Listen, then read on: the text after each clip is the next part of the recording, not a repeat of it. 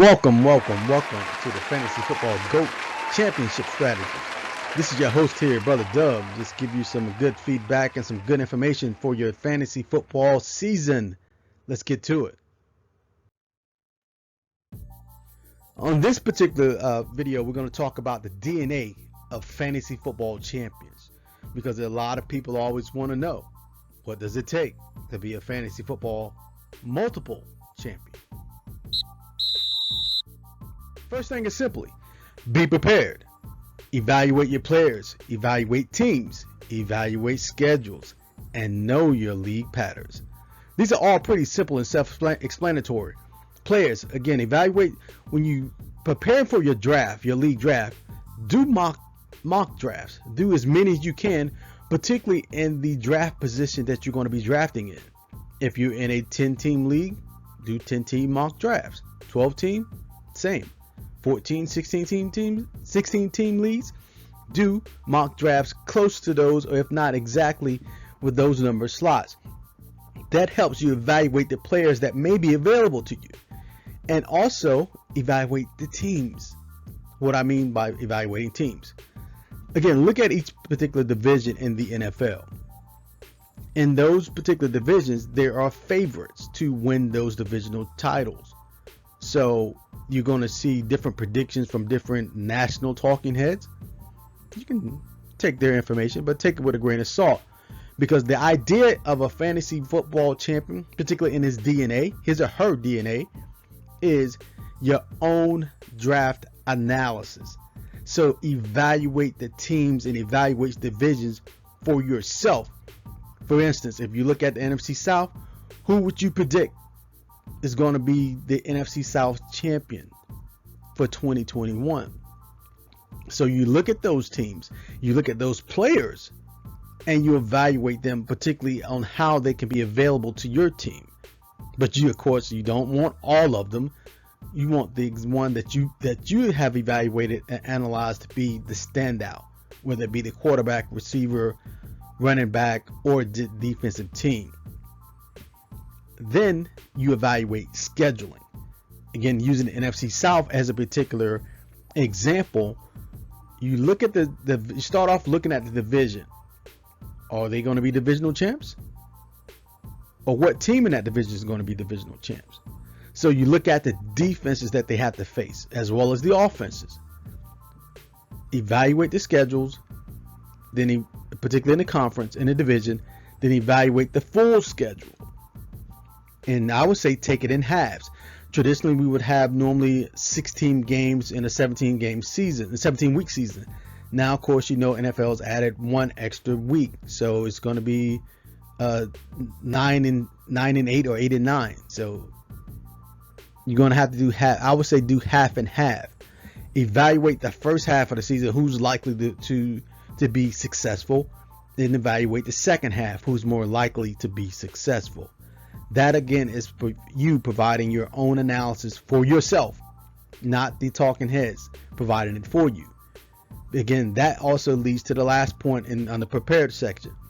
Know your league's pattern. The DNA of a multiple fantasy football champion, he knows his league's patterns, because there are some leagues that are going to be quarterback heavy in the first round. There are others that's going to be running back or wide receiver heavy in the first and second rounds. If your league is quarterback heavy, so what normally the national talking heads are telling you are to take a particular running back or receiver in the first two rounds versus taking a quarterback. But if your league is quarterback heavy, you may want to go quarterback first. Why? Because if someone, let's say like a Patrick Mahomes, who's really, there's no wrong in taking him in any round, you may want to take him first. Or if there's someone like a Dak Prescott that's available, particularly later in the first round, and you project under your analysis, you are projecting him to have a big season fantasy stat wise in 2021, you may want to take him in a late first or early second round. And again, that's simply based off of your analysis, not what someone else is telling you. I see that a lot. I've seen it a lot throughout the years where people are questioning themselves on what to do. So they seek advice from others, but others don't know their league patterns. They do. Let's continue. Self-knowledge. Again, when you know your league patterns, then you know that you're the number one scout, not the talking heads again. Stick with your first mind. And again, going back to my point from the last slide to this slide, ignore the national talking heads 95% of the time, which simply means take 5% of what they say to heart. Because again, they don't know your league patterns. They're not in your league. They're simply, most of the times, the national talking heads on your streaming service or your network, cable network, what have you, they're taking the last half of the previous season and making their projections. Now, you say, well, I do the same. Yeah, you want to do the same, but you want to add to it as well, because you want to have your own forecasting for 2021. 2020 talking heads, they're going to use the last 8 and do their projections from there. And most of them are going to tell you, no quarterback in the first, second round. That's too many. You can get them later. If your league pattern is not such, then you may want to look at or take someone like a quarterback in the first or second round. Because again, using Patrick Mahomes, you can build off of Patrick Mahomes in any league, regardless of his PPR, standard, dynasty, what have you. You can build off of Patrick Mahomes because he's traditionally going to be a high fantasy stat quarterback. But again, your first mind is key to you being your number one scout.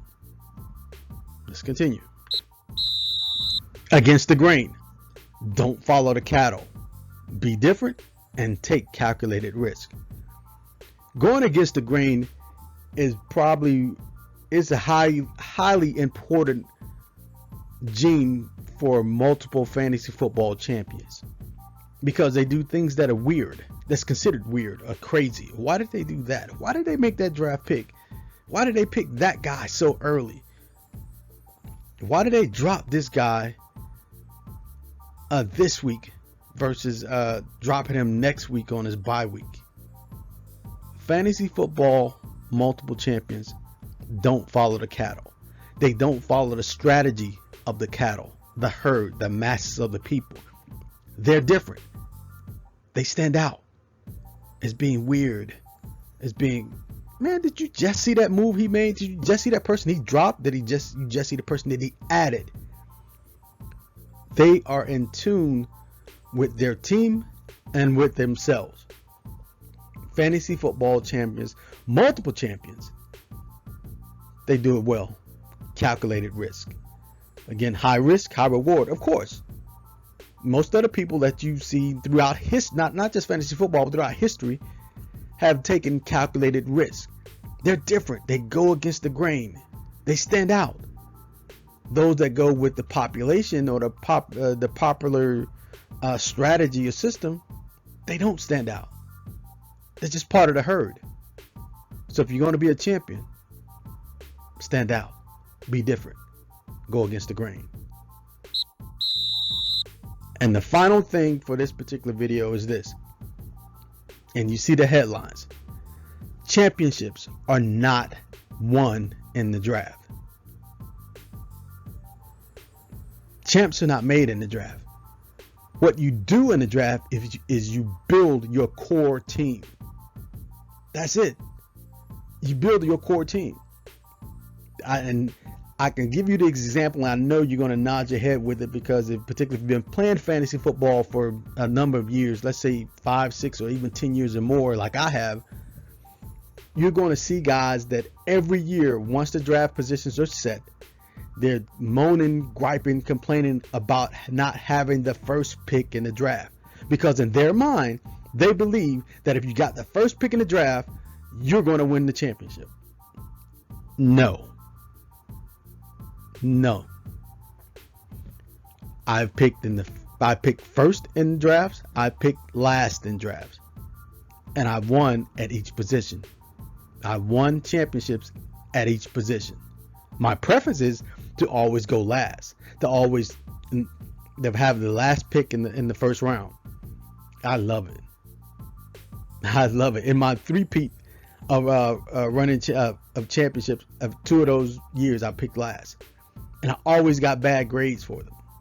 And again, that's kind of going back to the talking heads, because once on some sites, some fantasy football sites, they give you draft grades, and every time I got a draft grade of a D because I went against the grain. But at the end of the season, I was holding up the trophy. It's simple. Know who your team is, know your strategy, and apply it. It's simple. And the next thing is adjustments. This is where your fantasy football this is where your championship is won, in your adjustments. And your adjustments, whether in the draft, pre-draft, or in the season, have a poker face. No one knows what you should be doing. No one. It's like a poker player sitting on the table. A lot of them wear glasses, particularly if you watch them on networks. They're wearing glasses, so you don't give off, or you're not tilting your hand or tilting your attentions. But have a poker face and a chess player's mind. You're calculating your moves ahead, your weeks ahead. You're calculating what your next move is going to be, or what your next 2, 3, 4, 5 moves are going to be, whether if it's within a given week or within a given month. What are you likely to do? If this happens, you're doing this. Or you're doing this and you expect this to happen in your league. You're dropping this player and you expect certain GMs to pick that player up, or to try to block you from taking other players. Again, chess mind, poker face. Be prepared. Be prepared. Self-knowledge. Know yourself, know your team, know your players.